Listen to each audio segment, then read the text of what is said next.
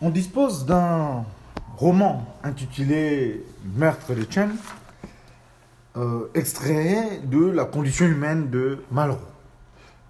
Publié donc en 1933, on va ici se questionner, se poser donc la question suivante ou la problématique suivante. De quelle manière l'auteur, donc André Malraux, va ici utiliser le genre roman afin de proposer une réflexion sur la condition humaine. Donc c'est là en fait la problématique pour cet extrait. Dans cette perspective, on commencera dans un premier temps par comprendre ou par montrer que cet extrait est bel et bien un extrait d'un roman. Puis dans un second temps, on va confronter la nature et l'architecture, la structure de ce texte aux idées de l'auteur, par le choix du personnage, le choix du repère spatio-temporel. Et on va comme ça nous montrer que rien n'est fait d'une façon, on va dire hasardeuse, mais c'est fait dans le but de proposer une réflexion, de nous donner une forme d'aperçu sur l'idée de l'auteur. Donc premièrement, ce texte dispose d'assez d'éléments qui permettent ici de prouver que ce texte est bel et bien un roman. On va voir déjà ici donc, les repères spatio-temporels qu'on a déjà évoqués. Les repères temporels, 21 mars 1923, minuit et demi. On voit quand même une certaine précision ici d'un point de vue temporalité. On voit également qu'il n'y a pas de situation, on va dire, initiale. On va rentrer directement dans l'action. On parle du roman dans l'immédiateté, c'est très immédiat ici. On peut dire c'est in medias res, pour reprendre l'expression latine. On a également des repères plutôt spatiaux, cette fois-ci. Le lieu nous est en fait signifié plutôt indirectement par le nom de personnage et par tout l'aspect exotique, la mousseline, le moustiquaire, ça nous indique ici, ou ça nous renvoie à un pays plutôt chaud. On a également l'architecture de la ville, on voit le building, les klaxons et les voitures. On peut quand même voir ici que c'est un pays plutôt moderne, ou une grande ville, on va dire une ville moderne, en tout cas modernisée. Et dans cet univers spatio-temporel qui est en train de se décrire, on va très vite avoir affaire à un personnage et à une atmosphère. Un personnage à la fois symbolique et une atmosphère aussi symbolique. Donc on voit ici un personnage qui est quand même face à quelque chose d'assez particulier, angoissé et fasciné par la mort. Il est face à la mort. On voit également par une forme de modalité interrogative, mais aussi par l'angoisse qui lui tordait l'estomac, pour faire la citation.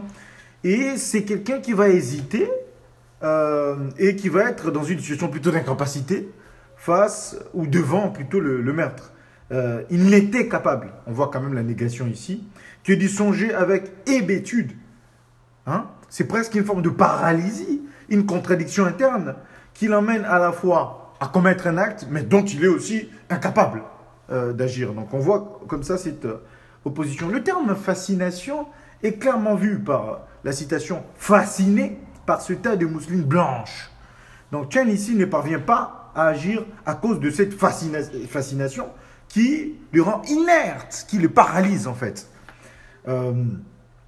Et ce meurtre devant donc un homme vivant quand même, plutôt que devant, ou plutôt devant le crime de cet être, il reste là, fasciné, incapable d'agir.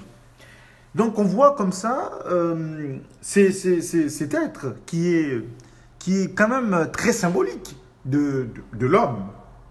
On va réfléchir pourquoi cet être-là, pourquoi ce choix-là. Dans notre deuxième partie, on réfléchira sur l'utilisation de l'auteur.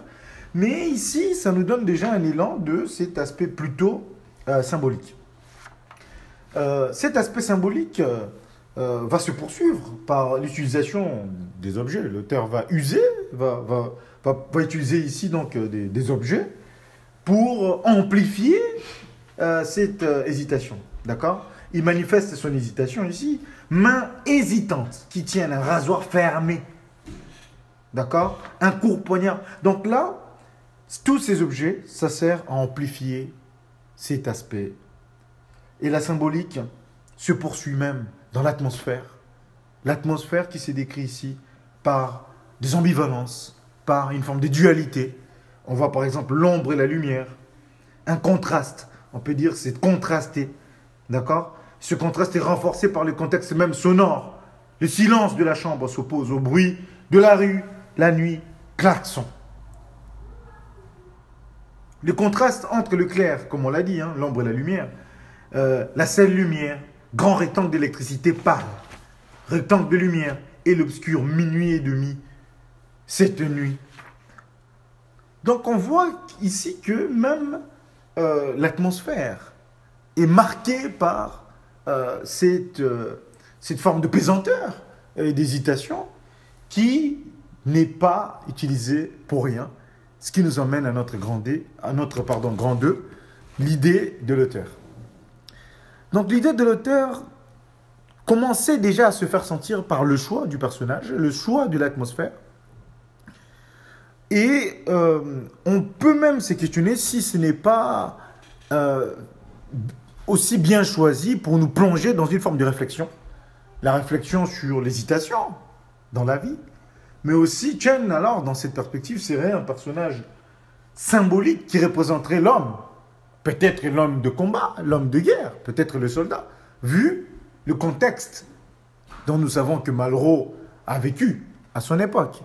Et tout l'engagement de Malraux pour ses contemporains, ou face à ses contemporains. Par rapport à lutter contre des guerres, lutter contre tel ou tel aspect de meurtre un peu lâche. Et se questionner devant ça, c'est déjà avoir que devant la mort, le personnage est surpris de ce qu'il découvre, de ce qu'il va découvrir en lui-même. Tu vois, Chen découvrait en lui non le combattant qu'il attendait, mais le sacrificateur.